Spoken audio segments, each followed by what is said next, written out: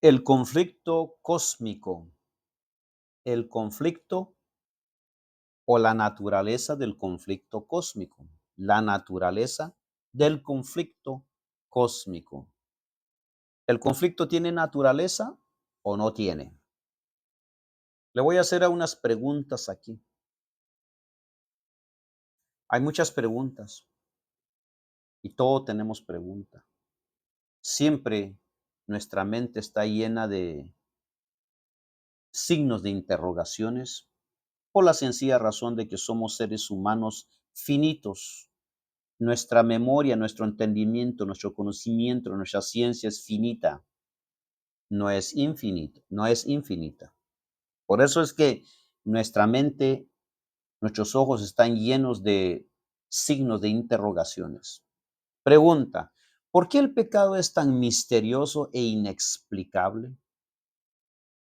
¿Cómo explicar este primer pecado sin excusarlo ni justificarlo? Es decir, ¿por qué explicar su origen sería lo mismo que justificarlo? Porque explicar su origen sería lo mismo que justificarlo. Es una pregunta. ¿Por qué Dios no borró a Satanás de la faz del universo? ¿Por qué era preciso dejar que el mal llegase a su madurez? ¿En qué sentido es esa madurez para el bien del universo entero a través de las edades sin fin? ¿Por qué es tan importante comprender que el conflicto entre Dios y Satanás no es una cuestión meramente de poder, sino una controversia de otro tipo? ¿Por qué un conflicto en relación con el carácter es más significativo que uno en torno al mero poder?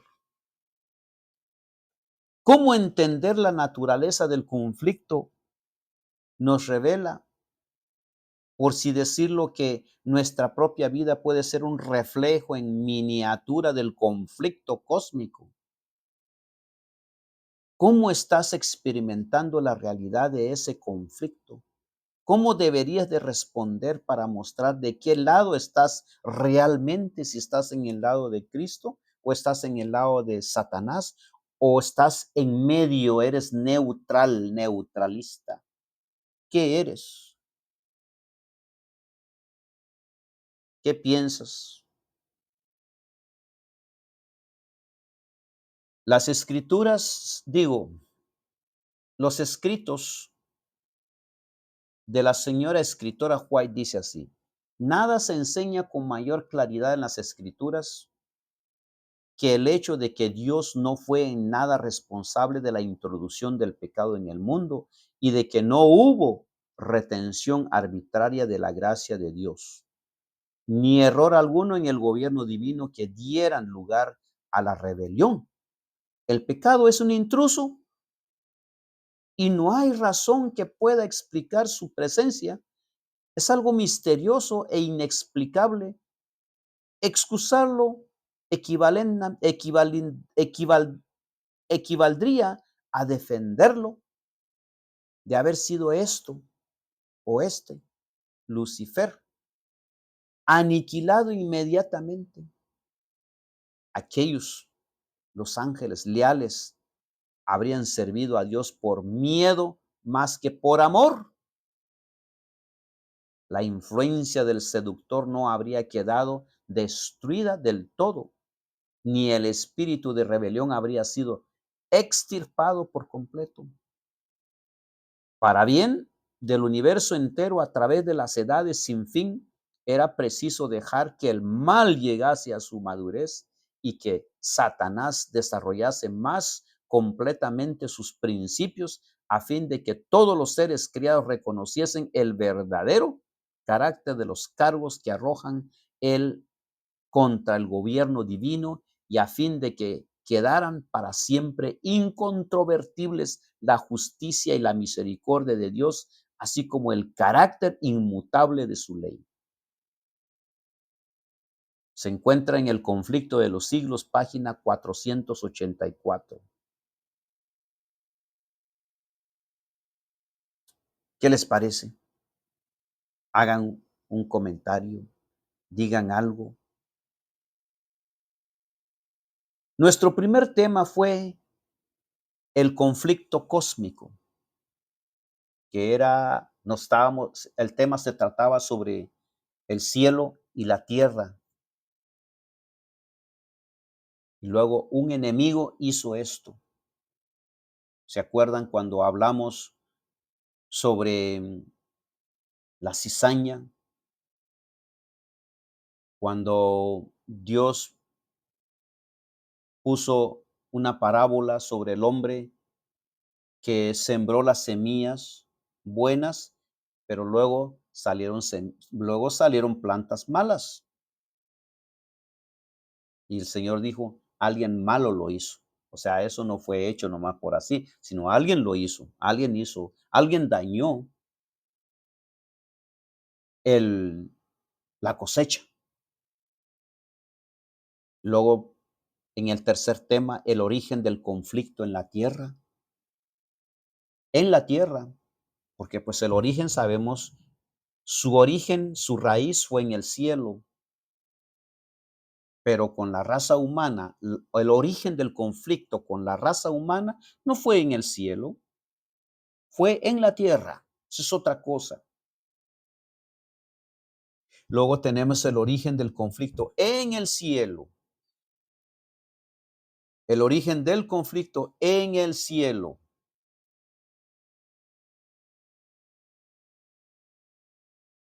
¿Se acuerdan cuando el texto es citado por Ezequiel y también citado por Ezequiel 28?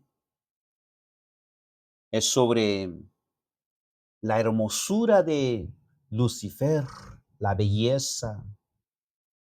Fue criado con grandes honores y fue recibido con grandes honores, hasta con música. Él no tenía derecho de reclamar, dudar del poder, dudar del amor, de la misericordia de Dios, porque fue recibido con grandes honores, fue criado con grandes honores. Él no tenía derecho de reclamar a Dios, porque Dios lo recibió de una manera especial, criado de una manera súper especial. Luego el siguiente tema, si me adoras. Él sabía que Jesús fue parte de la creación de la tierra y fue parte de la creación de Satanás, pero aún así le pidió al Señor Jesús que lo adorara, pero no lo hizo con buenas intenciones, sino lo hizo con una mala intención de fracasar la salvación del ser humano. Pero Cristo no cedió. Luego tenemos el último tema, la naturaleza del conflicto cósmico. Hemos visto algunos pasajes que revelan un conflicto cósmico entre Dios y Satanás, pero ¿cómo es posible tal conflicto? ¿Cómo podría alguien oponerse al Dios omnipotente si el conflicto cósmico fuera una mera cuestión de poder? Habría terminado antes de empezar. Debe pues ser de otro tipo. De hecho, las escrituras revelan que el conflicto es una disputa en torno al carácter de Dios, un conflicto acerca de acusaciones difamatorias, porque pues eso es lo que ha sido, difamando al Padre, difamando al Hijo, difamando el gobierno de Dios.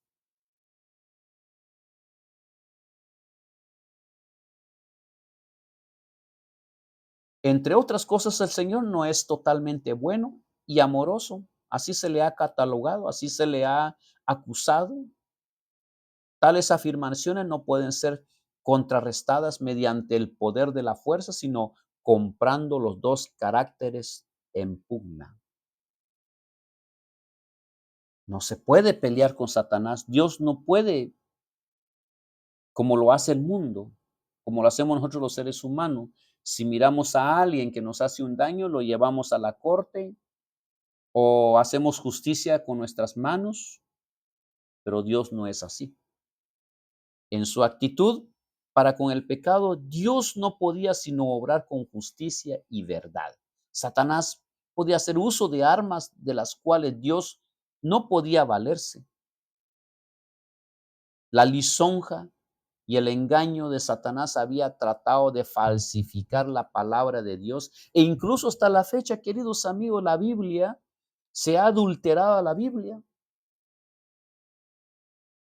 Hay Biblias en la actualidad en donde se le ha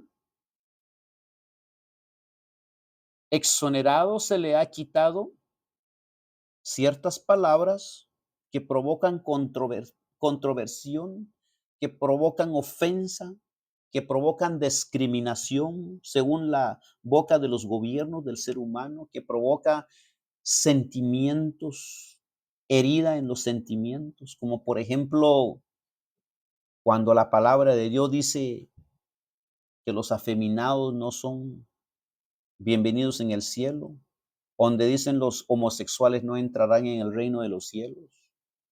Y así sucesivamente muchas cosas que se están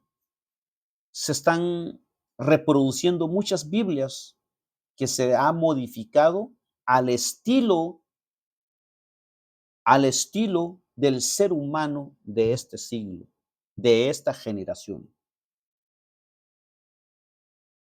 Imagínense hasta dónde ha llegado el ser humano, modificar la Biblia, ajustar la Biblia a su antojo, ajustar la Biblia a su naturaleza, en vez de ajustarse la naturaleza del ser humano a la palabra de Dios, a los mandamientos, a los 10 mandamientos, a la misericordia, el amor de Dios, en vez de ajustarnos en el amor y en la misericordia de Dios, sino queremos ajustarnos a nosotros mismos. En otras palabras, le estamos diciendo a Dios, yo mando y tú no. Yo tengo derecho de cambiar tu palabra, que eso es lo que ha hecho siempre el catolicismo, también lo hace el protestantismo actual. El protestantismo no nació así. El protestantismo nació con la fe de un Lutero hermoso, con la fe de un Lutero que defendía la verdad, la Biblia. Pero mire lo que ha pasado en la actualidad. Los luteristas, los luteristas protestantes en la actualidad han torcido la doctrina, cambian la Biblia. Imagínense si Lutero estuviera vivo. ¿Qué diría Lutero a los protestantes y a nosotros que cambiamos la palabra de Dios? Mandamos a nuestros pastores a estudiar, a sacar doctorados, licenciaturas en Roma para que se gradúen. Mandamos a nuestros pastores, a nuestros misioneros para ser entrenados, para ser disciplinados por jesuitas, por personas de otra creencia. Qué terrible, ¿no? Qué terrible estamos. Qué terrible naturaleza.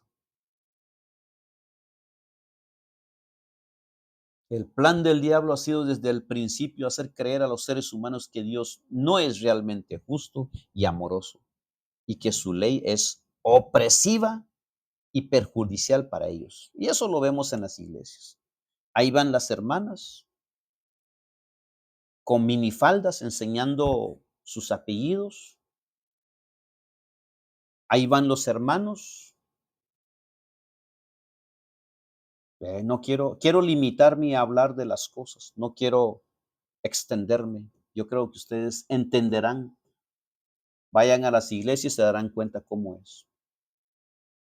Tienen idea. Pues ahí están los pastores que se roban el diezmo, se roban las ofrendas, hacen edificios, tienen centros comerciales, algunos pastores tienen grandes riquezas, son millonarios, multimillonarios de la palabra de Dios, hacen mega iglesias.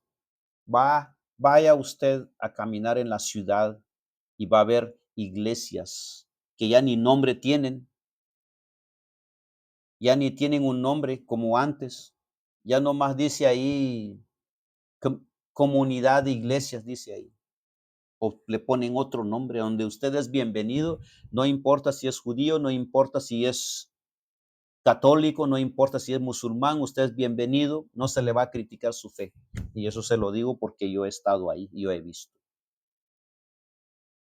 Bienvenida a las ofrendas, los diezmos, es cuestión de negocio y todo esto es corrupción, es parte de la naturaleza del conflicto que estamos viviendo.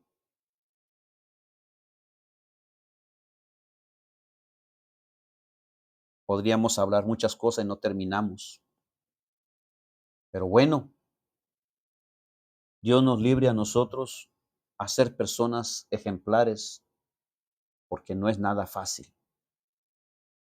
Créeme, no es nada fácil. Por eso es importante que usted lea su Biblia, acérquese a a la ley de Dios, los 10 mandamientos, a la Biblia, y conozca su Biblia. Lea, porque si no nos preparamos, seremos arrebatados por Satanás y sus demonios. Terminaremos creyendo en doctrinas modernas, doctrinas antibíblicas, doctrinas antidios, doctrinas satánicas, doctrinas demoníacas. Cuídense mucho, ha sido un placer compartir con ustedes estos 6 temas. Por favor, oren por mí. Yo soy humano, yo también tengo padecimientos, igual que cualquiera. Les pido un favor, oren por mí. Queridos amigos, gocen estos 6 estudios, gócenlo, se cuidan mucho. Un fuerte abrazo fraternal. Hasta pronto.